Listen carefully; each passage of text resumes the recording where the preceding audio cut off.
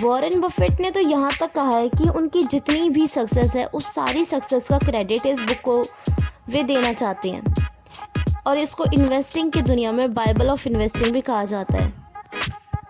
और वाकई इस बुक ने बहुत लोगों को एक इंटेलिजेंट इन्वेस्टर बनाया है। तो चलिए इस बुक के आगे की तरफ बढ़ते हैं और हम भी एक इंटेलिजेंट इन्वेस्टर की राह पर चलते हैं।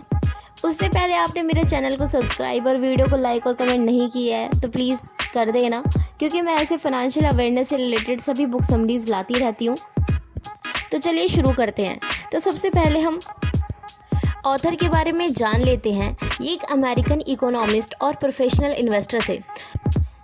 इस बुक के ज़रिए ऑथर ने बताया है कि स्टॉक मार्केट में बेहतर रिजल्ट भी पाया जा सकता है। इसके लिए आपको बहुत इंटेलिजेंट होना, हाई आईक्यू डिग्री या बहुत कुछ जानने की ज़रूरत नहीं है, बस बेसिक नॉलेज आपको होनी चाहिए।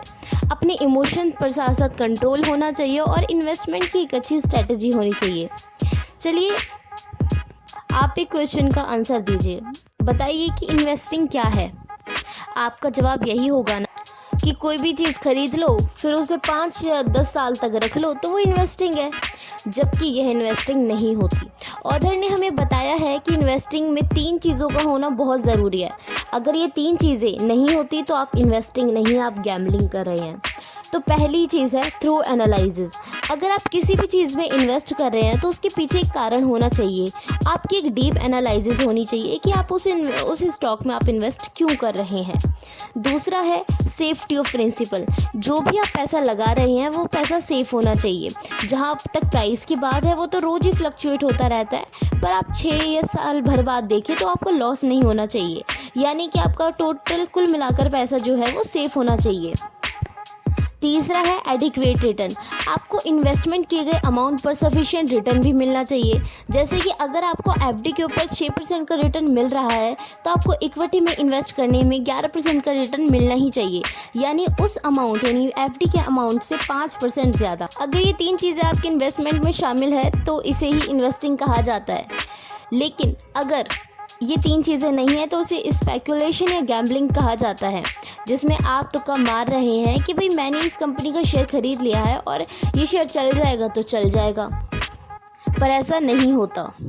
तो चलिए बुक की समरी पर आते हैं। पॉइंट नंबर 1 कि be fearful when others are greedy, be greedy when others are fearful. Intelligent investor book में ऑथर ने मिस्टर मार्केट के कंसेप्ट को समझाया है। ऑथर ने बताया है कि मिस्टर मार्केट जो रोज़ आपके सामने नई नई कीमतों पर शेयर की वैल्यू रखता है। मिस्टर मार्केट यानी कि जहाँ पे आप अपने शेयर्स को खरीदते हैं, बेचते हैं। ऑथर कहते हैं जब मिस्टर मार्केट में जब सब लोग खरीद रहे हो तो आप डर जाओ, जब सब लोग लालची हो तो आप डर जाओ, फेयरफुल हो जाओ।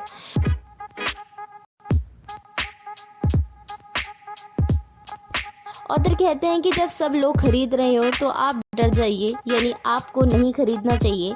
और जब सब लोग बेच रहे हो तो उस टाइम आप थोड़ा ग्रीडी बन जाइए, यानी आपको खरीद लेना चाहिए, पर पूरी एनालिसिस के साथ।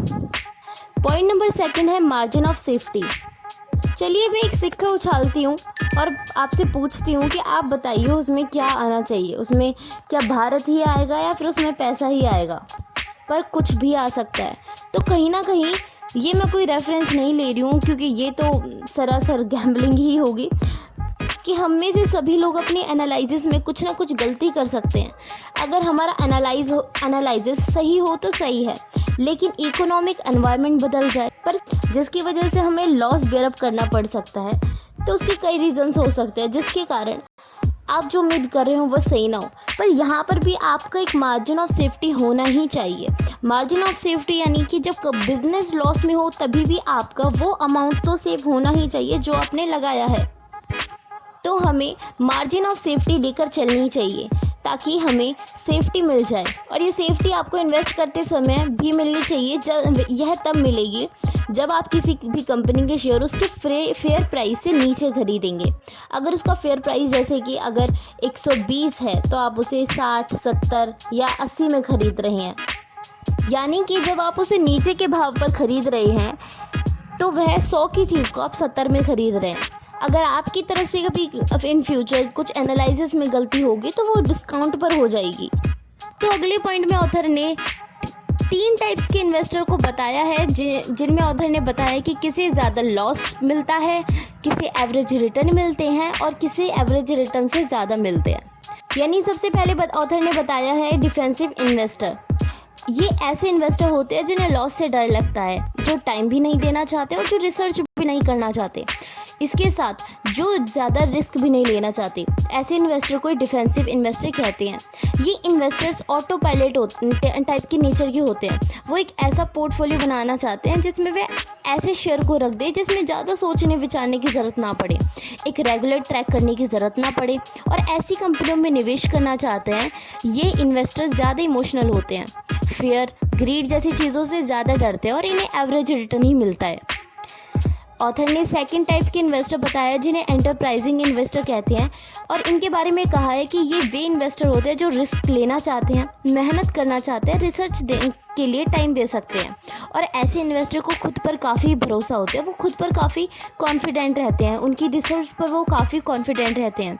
अगर लॉन्ग टर्म की बात करें तो इन्वेस्टर ज़्यादा रिटर्न बनाते हैं, और ये इन्वेस्टर डिफेंसिव इन्वेस्टर्स की तरह का पोर्टफोलियो पसंद नहीं करते। यह इन्वेस्टर डिसीजन मेकिंग पोर्टफोलियो को पसंद करते हैं। ये इन्वेस्टर इमोशनल नहीं होते बल्कि इंटेलेक्चुअल होते हैं। यह नॉलेज और इंटेलिजेंस पर भरोसा रखते हैं और इनमें पेशेंस होता है। इन इन्वेस्टर्स को एवरेज से ज़्यादा रिटर्न मिलता है। और थर्ड यानी हाइब्रिड इन्वेस्टर्स।